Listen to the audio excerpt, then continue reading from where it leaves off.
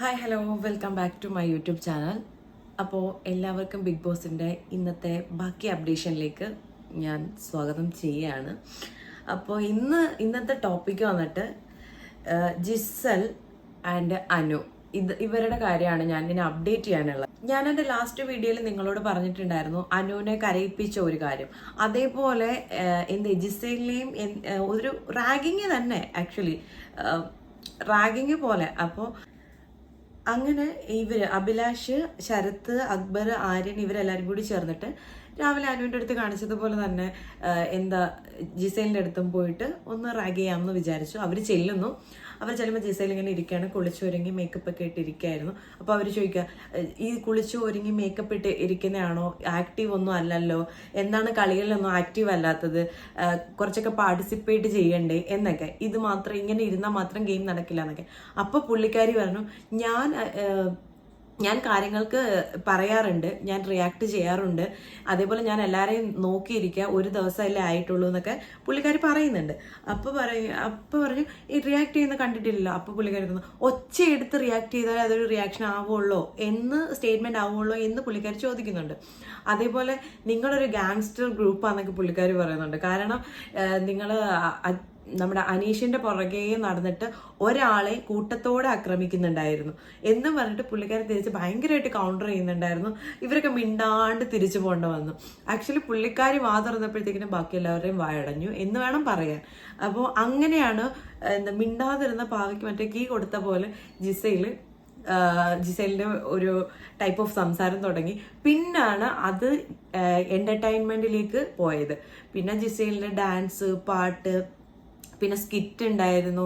രേണു സുധിയുടെ ഒരു സ്കിറ്റ് ഉണ്ടായിരുന്നു, അടിപൊളിയായിരുന്നു. എനിക്ക് തോന്നുന്നു അത് എപ്പിസോഡിൽ കാണിക്കുമോ എന്ന് എനിക്ക് അറിയത്തില്ല. അത് കാണിക്കേണ്ട കാര്യം തന്നെയാണ്. നല്ല രസമായിരുന്നു, ഭയങ്കര എൻഗേജിങ് ആയിരുന്നു ആ സംഭവം. പിന്നെ അക്ബറിന്റെ കാര്യം പറയുകയാണെന്നുണ്ടെങ്കിൽ ആ എന്റർടൈൻമെന്റ് പർപ്പസിൽ അക്ബറിന്റെ പങ്ക് ഭയങ്കര വലുതാണ്.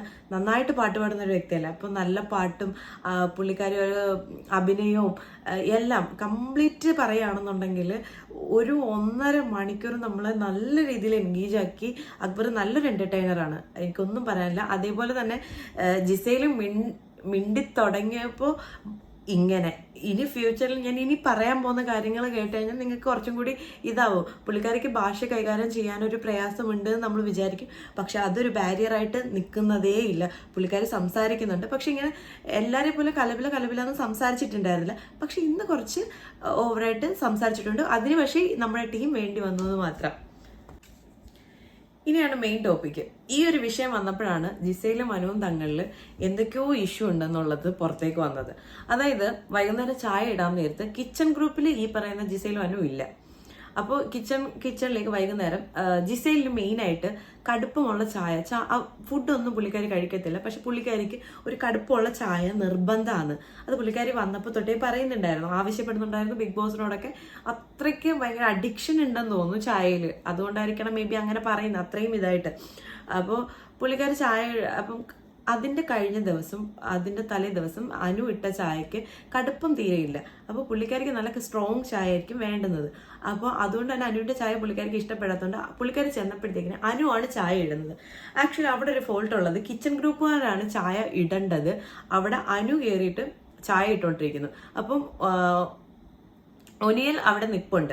അപ്പോൾ ഒനിയലിനോട് ചോദിച്ചു, ഞാൻ ചായ ഇട്ടോട്ടെ എന്ന് ജിസൽ ചോദിച്ചു. അപ്പോൾ അനു ഓൾറെഡി ഇടുന്നതുകൊണ്ട് ജിസലിനോട് വേണ്ടാന്ന് ഒനിയലിന് പറയാൻ പറ്റാത്തതുകൊണ്ട് ഒനിയൽ പറഞ്ഞു ഓക്കെ ശരി ഇട്ടോളാൻ പറഞ്ഞു.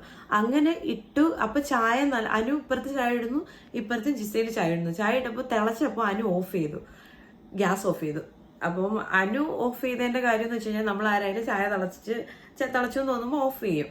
അപ്പോൾ ജിസയിൽ ഇത്രയും തിളയ്ക്കാനല്ല, നല്ലപോലെ തിളച്ച് അതിന്റെ മൊത്തം സത്തും ഇറങ്ങി ആ ഒരു ടൈം ഓഫ് ചെയ്തതും ചായ ഉണ്ടാക്കുന്ന എന്തിനു നീ എന്റെ ഓഫ് ചെയ്തു, അതായിരുന്നു അവിടുത്തെ പ്രശ്നം.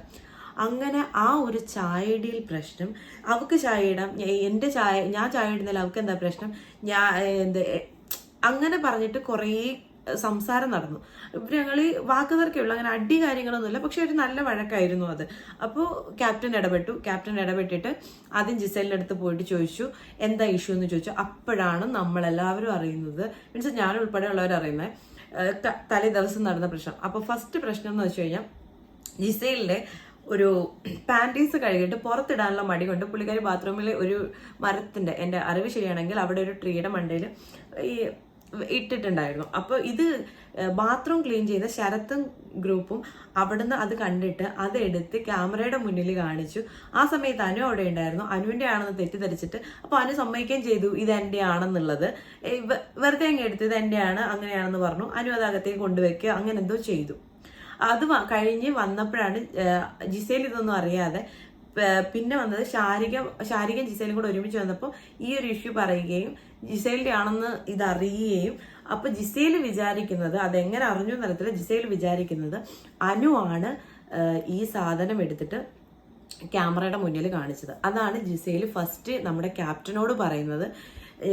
അനു എൻ്റെ പാൻറ്റീസ് എടുത്തിട്ട് ഇതേപോലെ കാണിച്ചു, അങ്ങനെ കാണിക്കാൻ പാടുണ്ടോ? അപ്പം ക്യാപ്റ്റൻ ചോദിക്കുന്നു എന്തുകൊണ്ട് ജിസേൽ അത് പറഞ്ഞില്ല, എന്തുകൊണ്ട് ചോദിച്ചില്ല? അപ്പൊ പറഞ്ഞു ഞാനതങ്ങ് വിട്ടു, അപ്പൊ ക്ഷമിച്ചിട്ടുണ്ടായിരുന്നില്ല, പക്ഷെ ഞാനത് വിട്ടു, ഒരു വഴക്ക് വേണ്ട, ഇനി ആവർത്തിക്കില്ല എന്നുള്ള ഒരു ഉറപ്പിൽ ഞാനത് വിട്ടു, ഇനി ഒരു കാര്യങ്ങളും ഉണ്ടാവില്ല, അങ്ങനെ വിട്ടു എന്ന് പറഞ്ഞു. പക്ഷെ പുള്ളിക്കാരുടെ മനസ്സിൽ ഇതുണ്ടായിരുന്നു. അപ്പോഴും ക്യാപ്റ്റൻ ചോദിക്കുന്നത് അപ്പൊ മനസ്സിലുണ്ട്. ഓക്കെ, അങ്ങനെ ഇത് ജിസേലിനെ സെപ്പറേറ്റ് വിളിച്ചിരുത്തി കേട്ടോ നമ്മുടെ അനീഷ് ചോദിക്കുന്നത്. അങ്ങനെ വിളിച്ച് ചോദിച്ചു. അപ്പോൾ ഇതൊരു കാര്യം. രണ്ടാമത്തെ കാര്യം, ഞാൻ ലൈവ് കണ്ടിട്ടുപോലും ഞാൻ അറിഞ്ഞിട്ടുണ്ടായിരുന്നില്ല കേട്ടോ. അതായത് പുള്ളിക്കാരിയുടെ മൈക്ക് 1.5 മണിക്കൂർ അനു എടുത്ത് ഒളിപ്പിച്ചു വെച്ചു എന്ന് പറഞ്ഞു.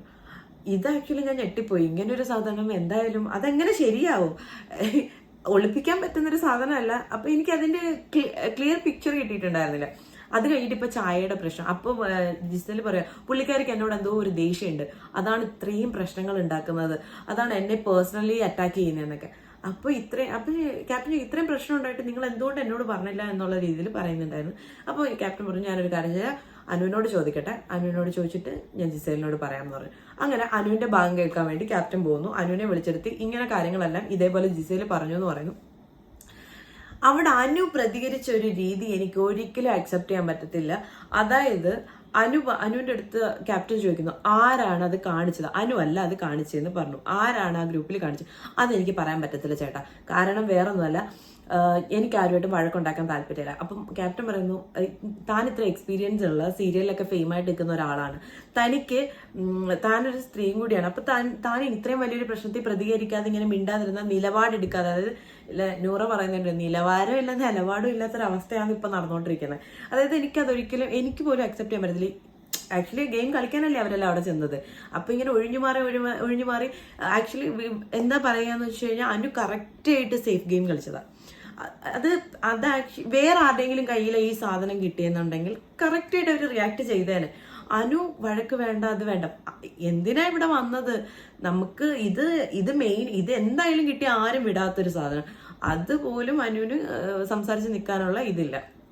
അപ്പൊ അനു എന്തെങ്കിലും ഒന്ന് പ്രതികരിക്കാം, അറ്റ്ലീസ്റ്റ് അത് ക്യാപ്റ്റനോടെങ്കിലും പറയണമായിരുന്നു. അതുപോലും ചെയ്തിട്ടുണ്ടായിരുന്നില്ല. അപ്പൊ അനു പറഞ്ഞു എനിക്കത് താല്പര്യമില്ല, പറയാൻ എനിക്ക് ഒട്ടും താല്പര്യമില്ല, ഞാൻ പറയില്ല എന്ന് തന്നെ ഉറപ്പിച്ചു പറഞ്ഞു. പിന്നെ മറ്റേ മൈക്ക് എടുത്ത് ഒളിപ്പിച്ചെല്ലാം ബാത്റൂമിൽ നിന്ന് ഇറങ്ങിയപ്പോൾ മാറിപ്പോയതാണ്. അത് ജെനുവിനായിട്ട് ശൈത്യ പറഞ്ഞു. ശൈത്യ പറയുമ്പോഴാണ് അനു അറിയുന്നത് മൈക്ക് മാറിപ്പോയി എന്ന്. പേര് ശ്രദ്ധിച്ചിട്ടുണ്ടായിരുന്നില്ല. ഇവര് ബാത്റൂമിൽ കയറുമ്പോൾ മൈക്ക് പുറത്തൂരി വെച്ചിട്ടാണ് പോകുന്നത്. അപ്പൊ ആ സമയത്ത് ഇട്ടപ്പോൾ മാറിപ്പോയതാ. അത് അറിഞ്ഞപ്പോൾ തന്നെ തിരിച്ചു കൊടുത്തു. അത് പറഞ്ഞ് മനസ്സിലാക്കിയത്. പക്ഷെ പുള്ളിക്കാരി അത് എങ്ങനെ ഏത് രീതി എടുത്തെന്ന് അറിയത്തില്ല എന്ന് പറഞ്ഞു. അപ്പോൾ പിന്നെ ചായയുടെ കാര്യം അങ്ങനെ തന്നെ. അത് ഓഫ് ആക്കിയത് വേറെ ഒന്നുമല്ല, നമ്മുടെ വീട്ടിൽ അനു പറഞ്ഞൊരു ക്ലാരിഫിക്കേഷൻ എന്ന് പറഞ്ഞു കഴിഞ്ഞാൽ നമ്മുടെ വീട്ടിലായാലും അവിടെയായാലും ഇവിടെ ആയാലും നമ്മളത് ഓഫ് ചെയ്യും. പിന്നെ പുള്ളിക്കാരി അവർ വഴക്കുണ്ടാക്കുന്നതിൻ്റെ ഇടയ്ക്ക് പറഞ്ഞായിരുന്നു, പുള്ളിക്കാരി ഭയങ്കര ഹാഫ് മലയാളം ആയതുകൊണ്ട് സ്ട്രെയിറ്റ് ആയിട്ട് പറയുന്ന പോലെ ഫീൽ ചെയ്യും. എനിക്ക് അനുവിന്റെ ചായ ഇഷ്ടമല്ല, അത് കേൾക്കുമ്പോൾ ആർക്കാലും ദേഷ്യം വരും. അപ്പൊ അനു പറഞ്ഞു എനിക്ക് ഒറ്റയ്ക്കല്ല ചായ ഇട്ടത്, ഞാൻ ഇവിടെ എല്ലാവർക്കും വേണ്ടിയിട്ടാണ്. അപ്പൊ ഇതിൽ പ്രശ്നം എന്ന് വെച്ചാൽ കിച്ചൺ ഡ്യൂട്ടിയിൽ ഇല്ലാത്ത ഒരാൾ കയറി ചായ ഇടേണ്ട കാര്യം ഇല്ല.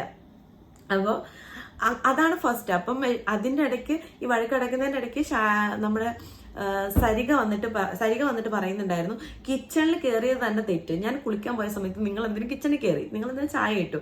അപ്പോൾ നമ്മുടെ ഒനിയിൽ പെർമിഷൻ കൊടുത്തിട്ടുണ്ടായിരുന്നു, അങ്ങനെ കൊടുക്കാൻ പാടില്ലായിരുന്നു. അപ്പോൾ ഈ ഒരു പ്രശ്നം ഭയങ്കരമായിട്ട് ഇതായി.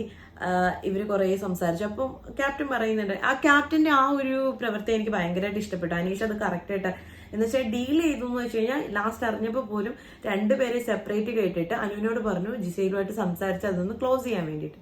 ആ ഒരു എന്താ പറയുക, അതൊരു നല്ലൊരു തീരുമാനമായിരുന്നു. ഒരു പ്രശ്നം അറിയുമ്പോൾ അനീഷ് പല കാര്യങ്ങളിൽ ചെയ്യുന്നത് എനിക്ക് ഭയങ്കര കറക്റ്റായിട്ട് തോന്നിയിട്ടുണ്ട് കേട്ടോ. നിങ്ങൾക്ക് എങ്ങനെയാണെന്ന് എനിക്കറിയില്ല. ക്യാപ്റ്റനായിട്ട് നിൽക്കുമ്പോൾ ചില കാര്യങ്ങളിൽ കറക്റ്റ് നല്ലത് നമ്മൾ നല്ലതെന്ന് പറയണമല്ലോ. അപ്പോൾ എനിക്ക് ഇങ്ങനെയുള്ള കാര്യങ്ങളൊക്കെ നല്ലതായിട്ടാണ് തോന്നിയത് എല്ലാ കാര്യങ്ങളും. അതേപോലെ തന്നെ ഞാൻ വേറൊരു കാര്യം വിട്ടുപോയി. എൻ്റർടൈൻമെൻറ്റിൽ അനീഷിൻ്റെ നമുക്ക് വേറൊരു മുഖം കാണാം. അതായത് ചിരിച്ച് ഭയങ്കര എൻഗേജിങ് ആയിട്ട് ഡാൻസ് ചെയ്യുന്ന അതിന്ന് ആ സമയത്ത് ജിസൈലിനെ വന്ന് കൺഗ്രാജുലേറ്റ് ഭയങ്കര അടിപൊളിയായിരുന്നു എന്നുള്ള രീതിയിൽ ഭയങ്കരമായിട്ട് ഇത് കൺഗ്രാജുലേറ്റ് ചെയ്യുന്നത് നന്നായിട്ടുണ്ടായിരുന്നു, നല്ല പെർഫോമൻസ് ആയിരുന്നു എന്നൊക്കെ പറഞ്ഞിട്ട് ചെയ്യുന്നുണ്ട്. അപ്പോൾ പുള്ളി ഭയങ്കരമായിട്ട് എൻജോയ് ചെയ്യുന്നുണ്ടായിരുന്നു ആ പരിപാടി. ഞാൻ ആ ഒരു ഫേസും കൂടി അനീഷിൻ്റെ ഇന്ന് കണ്ടിട്ടുണ്ടായിരുന്നു. എനിക്കറിയില്ല ഞാൻ മാത്രമാണോ അതോ എല്ലാവരും ഈ അനീഷിൻ്റെ ഓരോ ഫേസും ഇങ്ങനെ അളന്നുകൊണ്ടിരിക്കുകയാണോ കാണും, അത് ചെക്ക് ചെയ്യുന്നുണ്ടോ എന്നറിയില്ല. ഞാൻ എന്തായാലും ചെക്ക് ചെയ്യുന്നുണ്ട്. അനീഷിൻ്റെ ഓരോരോ ഇതും ഞാൻ ചെക്ക് ചെയ്യുന്നുണ്ട്. അപ്പോൾ കാരണം പുള്ളി നല്ലൊരു ഗെയിമറാട്ടോ. അപ്പോൾ ഞാൻ ജിസയിലിൻ്റെയും അനുവിൻ്റെയും കാര്യങ്ങൾ ഇത്ര എടുത്തു പറയാൻ കാരണം ഇത് പലപ്പോഴായിട്ട് ഇനി അടുത്ത വരുന്നൊരു എവിക്ഷൻ ടാസ്ക്കാണ് വരുന്നത്. ഡയറക്റ്റ് എവിക്ഷനാണ്. അതായത് അതിനകത്ത് ജയിലോ നോമിനേഷനോ ഒന്നുമില്ല, ഡയറക്റ്റ് എവിക്ഷൻ്റെ ഒരു ടാസ്ക്കാണ് വരുന്നത്. അപ്പോൾ അതിൽ കറക്റ്റായിട്ട് പോയിന്റ് ഔട്ട് ചെയ്യുന്നുണ്ട്. അപ്പോൾ നിങ്ങൾക്കൊരു കൺഫ്യൂഷൻ ഉണ്ടാവരുത്. ഇനി അഥവാ എപ്പിസോഡിൽ ഇത് കാണിച്ചില്ലെങ്കിലോ, കാണിക്കുമായിരിക്കും, മോസ്റ്റ്ലി കാണിക്കാനാണ് ചാൻസ്. അപ്പോൾ ഇനി കാണിച്ചില്ല എന്നുണ്ടെങ്കിൽ നിങ്ങൾക്ക് അതിൻ്റെ ഒരു ക്ലിയർ പിക്ചർ കിട്ടാൻ വേണ്ടിയിട്ട് ഞാനൊന്ന് പറഞ്ഞതേ ഉള്ളൂ. അപ്പോൾ ഇനി ഇൻ കേസ് എന്തെങ്കിലും ഡൗട്ട് ഉണ്ടെന്നുണ്ടെങ്കിൽ ജസ്റ്റ് കമൻറ്റ് ചെയ്താൽ മതി. ഞാൻ എന്തെങ്കിലും പറയാൻ വിട്ടുപോയിട്ടുണ്ടെന്നുണ്ടെങ്കിൽ ഓൾമോസ്റ്റ് ഞാൻ കാര്യങ്ങളെല്ലാം പറഞ്ഞിട്ടുണ്ട്. അപ്പോൾ ഈ വീഡിയോ ഞാൻ ഇവിടെ വൈൻഡപ്പ് ചെയ്യാണ്. അപ്പോൾ നിങ്ങൾക്ക് ഈ വീഡിയോ ഇഷ്ടപ്പെട്ടിട്ടുണ്ടെങ്കിൽ please do like, share and subscribe. Thank you.